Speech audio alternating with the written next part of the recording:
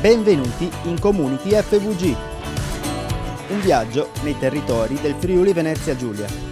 In ogni puntata vi raccontiamo come cooperatrici e cooperatori ogni giorno lavorino responsabilmente per coniugare sviluppo, sostenibilità e mutualità. Conosciamo meglio la nostra regione, scoprendo le idee e i progetti che, giorno per giorno, fanno crescere imprese, comunità e persone. In questa puntata di Community FVG, imprese culturali e creative, ne parliamo con Sergio Calò.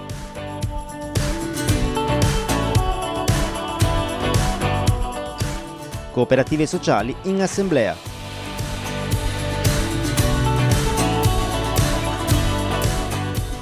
Allo Springer di Udine inaugurato un bar didattico in forma cooperativa. Ora cominciamo il nostro viaggio. Mondo cooperativo.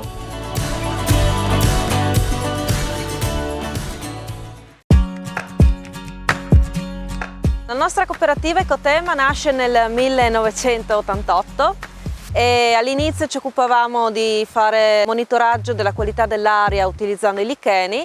E poi abbiamo cominciato a fare tantissime cose, fra cui gestione di centri visite, pubblicazioni e tanto altro ancora. Diciamo che la cosa principale, il nostro cuore della nostra cooperativa è fare divulgazione naturalistica. Quindi abbiamo fatto tantissime cose, facciamo tantissime cose. Io qui vi ho preparato un po' un riassunto di tutte le cose che facciamo. Allora, noi facciamo attività nei musei scientifici di Trieste, quindi attività per le scuole, attività per i bambini, attività per le famiglie, attività per gli adulti, di tantissimi temi diversi, tutto quello che potrebbe, poter essere fatto all'interno dei musei. Quindi il museo di storia naturale, l'orto botanico, l'acquario, il museo del mare e anche lo speleovivarium dall'altro anno. Tutte queste attività e tanto altro ancora lo portiamo anche nelle scuole. Quindi noi portiamo queste attività all'interno delle scuole, portiamo tanto altro, facciamo sia attività in classe, ma anche se la scuola ce l'ha un giardino, in giardino, e poi purtroppo negli ultimi anni abbiamo dovuto farlo anche con la didattica a distanza, ma abbiamo fatto anche questo. Inoltre, siccome appunto siamo tutti quanti biologi naturalisti, ci occupiamo di fare escursioni naturalistiche in varie parti della provincia di Trieste e anche della provincia di Gorizia. Facciamo camminate, passeggiate a tema, quindi sia mostriamo le bellezze naturali che, scegliamo un tema, potrebbero essere le piante, potrebbero essere gli insetti, dipende. Anche qui per tutti i gusti, quindi dai bambini agli adulti.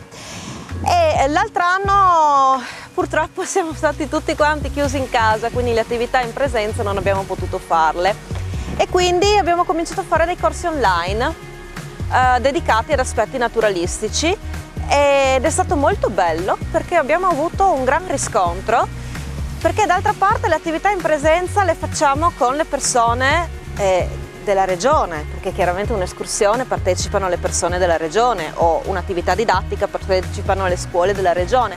Invece con i corsi online abbiamo potuto avere partecipanti da tutte le parti d'Italia e anche da fuori Italia. È stato veramente molto bello, ecco.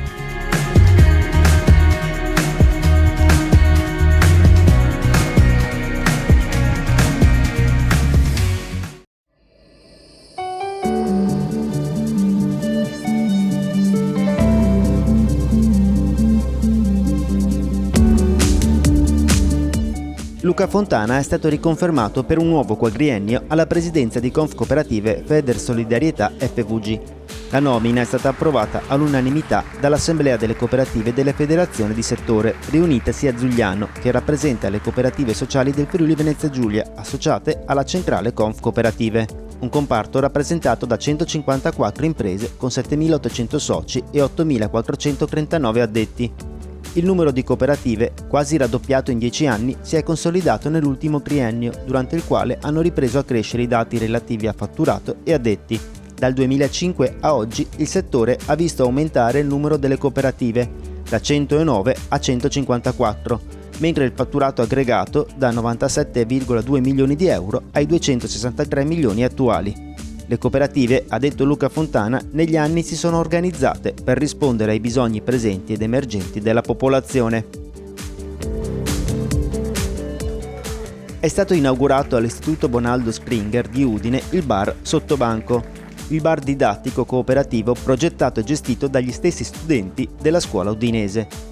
Un'iniziativa resa possibile dalla collaborazione instauratasi tra l'Istituto e Confcooperative nell'ambito dei progetti di educazione e l'imprenditorialità che l'associazione cooperativistica conduce nelle scuole di tutto il territorio regionale e che vede lo Springer in prima fila. L'esperienza del bar didattico pone infatti l'istituto all'avanguardia a livello regionale. Qui l'attività di simulazione d'impresa vede gli studenti in qualità di soci fondatori della cooperativa scolastica gestire il bar interno che resterà aperto fino a inizio luglio.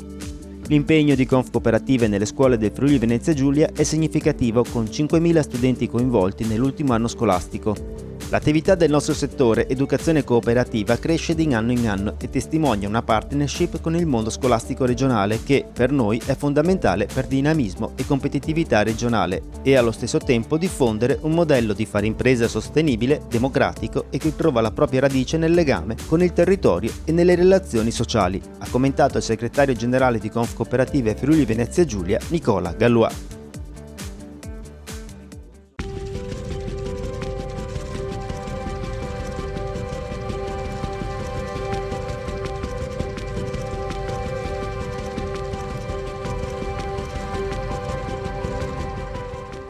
Io volevo farvi alcuni esempi delle attività che noi facciamo con la nostra cooperativa Ecotema per far capire un po' qual è il nostro lavoro e qual è il nostro modo di lavorare, diciamo. Noi ad esempio abbiamo adesso un progetto con delle scuole partner in cui realizzeremo dei piccoli orti botanici all'interno dei giardini delle scuole, mettendo anche delle targhette, proprio come un orto botanico, coinvolgendo anche gli studenti in questa attività. Far capire che noi facciamo didattica ma non solamente frontale, quindi noi parliamo e i ragazzi ascoltano, ma in modo di coinvolgere i ragazzi nelle attività scientifiche per fargli capire anche l'importanza della natura e della loro conservazione. Poi noi collaboriamo con i musei scientifici di Trieste e anche con l'area marina protetta di Miramare e facciamo tutta una serie di laboratori. Uno che mi viene in mente è il laboratorio sui fossili, in cui noi sia in museo ma anche all'aperto, anche a scuola, usiamo delle formine per far ricostruire alcuni fossili, quindi facendo dei laboratori o delle attività operative, spiegando come si formano i fossili, come si studiano e così via, per fare un po' ai ragazzi l'esperienza di essere scienziato per un giorno, no? Quindi lavorare come lavorano i paleontologi. Oppure altre attività a tema naturalistico, parlando per esempio dell'importanza degli insetti o attività dedicate ai minerali e alla geologia, tutte attività in cui ci sono dei laboratori e delle attività pratiche. Poi riguardo ai corsi online e alle escursioni di cui parlava Gaia prima, posso fare l'esempio di un corso che ci ha resi molto felici, il corso sulle piante spontanee mangerecce. Abbiamo fatto nel periodo primaverile della zona rossa un corso online parlando delle principali piante spontanee alimentari, quindi non quelle dell'orto ma quelle che crescono spontanee nei nostri boschi, e poi quando abbiamo potuto uscire abbiamo fatto delle escursioni sul campo per raccogliere queste piante, ovviamente facendolo in modo sostenibile, quindi rispettando le regole di raccolta, per far capire che va bene utilizzare la natura, però farlo in modo sostenibile senza defogliare tutto quello che c'è, però per riscoprire i gusti antichi che i nostri nonni conoscevano e che noi oggi non conosciamo più.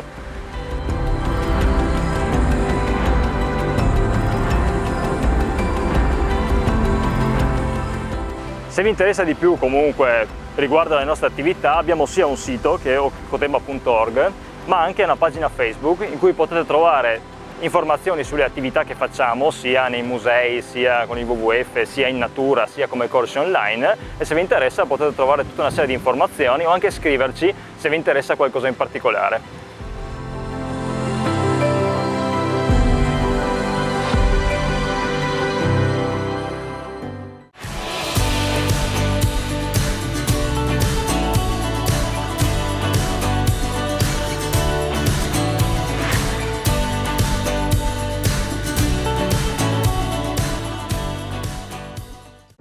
Salve a tutti, il distretto creativo e culturale del Friuli Venezia Giulia è molto importante e ha delle grandi opportunità di sviluppo e di crescita. Ci facciamo raccontare tutto oggi qui da Trieste da Sergio Calò, direttore proprio del cluster regionale Cultura e Creatività. Ecco il suo punto di vista. Direttore Calò, qual è la consistenza dell'industria della creatività nella nostra regione? Allora, la consistenza, ovvero il partenariato pubblico-privato che compone tutti i vari settori delle imprese culturali e creative in Friuli Venezia Giulia è di circa 7.000 imprese, con 32.000 addetti circa, ma questo è il core. In realtà attorno a questo mondo naviga almeno il doppio di altrettante imprese che collaborano o fanno parte, magari una piccola parte, ma anche di questo mondo così variegato delle imprese culturali e creative. Si va dal teatro al restauro, l'ICT, la cinematografia, i videomaker, la parte anche di videogioco, la musica e quindi anche tutta la parte di esposizione e di mostre o di realizzazione di eventi. Quindi è molto vasto ed è molto interessante e fervente qui in Regione Friuli Venezia Giulia. Quali sono le aree operative e di sviluppo del cluster da lei diretto? Il cluster ha lo scopo di sviluppare a livello economico, culturale e sociale il territorio tramite le filiere di produzioni afferenti, ovvero il verticale, cioè le imprese culturali e creative. Però noi siamo una particolarità perché anche a livello europeo, da cui essenzialmente nasciamo, perché il cluster è una composizione, è un immaginario europeo e le imprese culturali e creative hanno questo tipo di connotazione, i nostri settori sono trasversali a tutti gli altri settori produttivi, ovvero tendono a creare innovazione di prodotto, innovazione di sistema, innovazione di contenuto e anche di forma.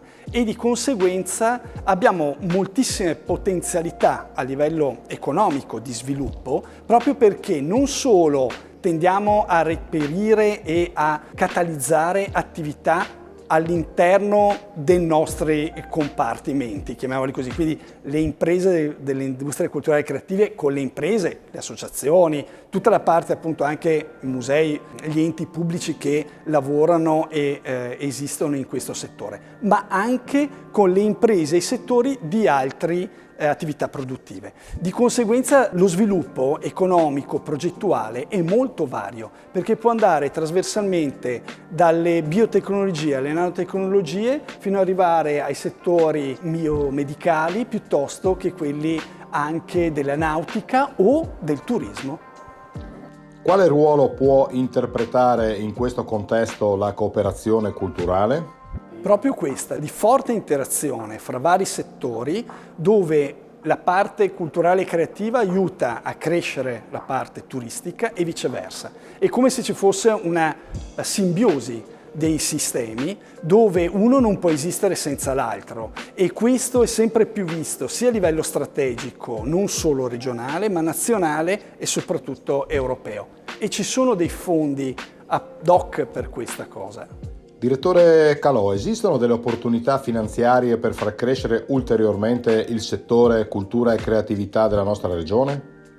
Sì, la regione Friuli Venezia Giulia si sta impegnando moltissimo con la direzione cultura e turismo per sviluppare il settore, per sostenerlo e per mettere quei semi che creano le piante e i frutti del futuro. Ma anche a livello nazionale e a livello europeo soprattutto ci sono dei filoni dedicati alle imprese culturali e creative per realizzare progetti sia a livello territoriale ma anche con una vista diciamo a medio-lungo termine, quindi con partenariati nazionali e internazionali molto interessanti e anche questi servono per mettere le radici giuste in modo che i settori del patrimonio culturale e creativo possano crescere e far crescere il territorio in cui interagiscono.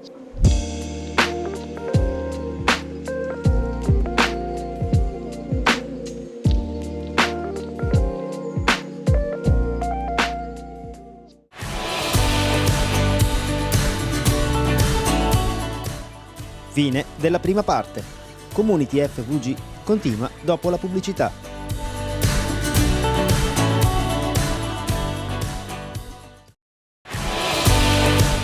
Ben ritrovati in Community FVG. Riprendiamo con Mondo Cooperativo. Inizia la seconda parte.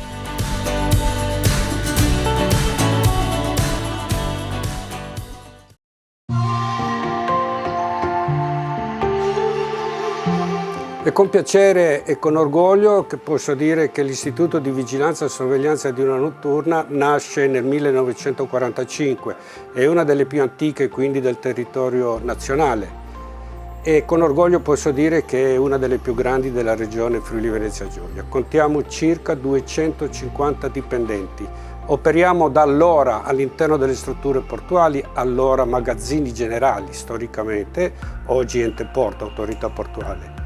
Operiamo con l'articolo 134 del TUPS che prevede gli istituti di vigilanza, quindi guardie giurate armate. Siamo nel mercato di Trieste, Gorizia e Udine per il nostro settore. Le nostre attività sono quelle previste dal TUPS, quindi piantonamenti, servizi ispettivi, impianti, progettazione impianti di qualsiasi tipo di sistema di anti-intrusione di videosorveglianza, come ho già detto in tutta la regione Friuli Venezia Giulia. Possiamo dire che la nostra specificità è quella delle strutture portuali, perché nasciamo all'interno del porto e siamo maturati in questa specialità e possiamo dire che in tutto il territorio nazionale è l'unico istituto di vigilanza in grado di poter dare un servizio di security all'interno delle strutture portuali. Dopo i fatti che sono successi l'11 settembre del 2001 che tutti noi conosciamo, ci siamo specializzati in particolar modo in quel settore lì.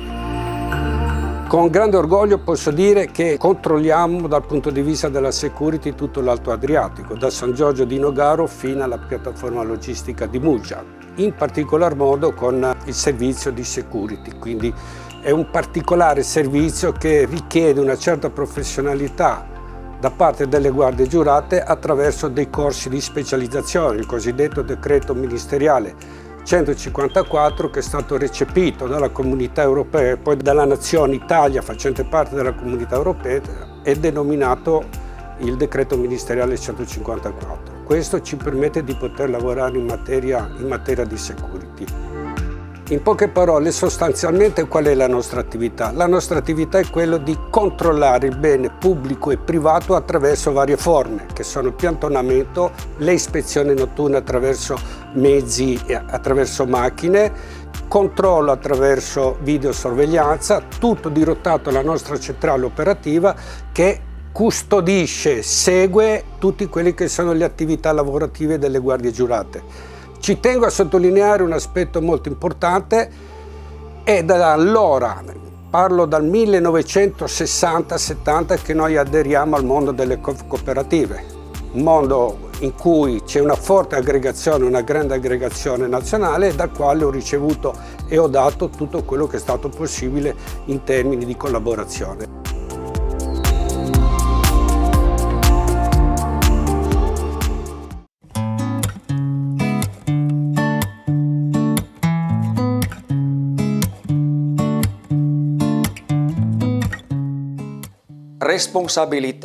Responsabilità, una parola che il dizionario spiega così: capacità di rispondere dei propri comportamenti rendendone ragione e accettandone le conseguenze.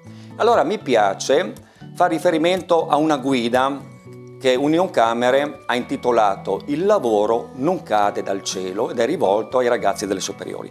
Sentiamo cosa dice l'incipit di questa guida.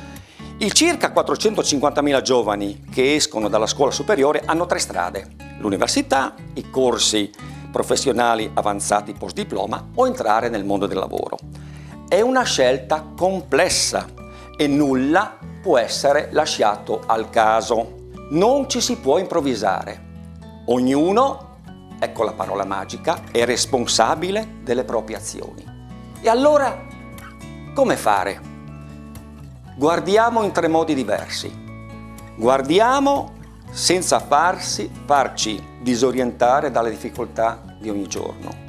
Guardiamo le realtà. Cosa chiedono le aziende? quali sono i corsi che mi propone il sistema formativo e poi guardare dentro di sé quali sono le mie capacità. Ecco spiegato il termine responsabilità.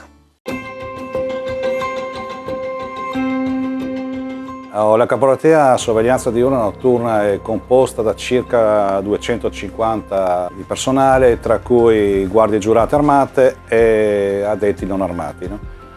Allora, il fulcro della cooperativa è qui la centrale operativa, di cui si occupa del coordinamento di tutte le guardie e gli addetti in servizio nel territorio sia di Trieste che della regione.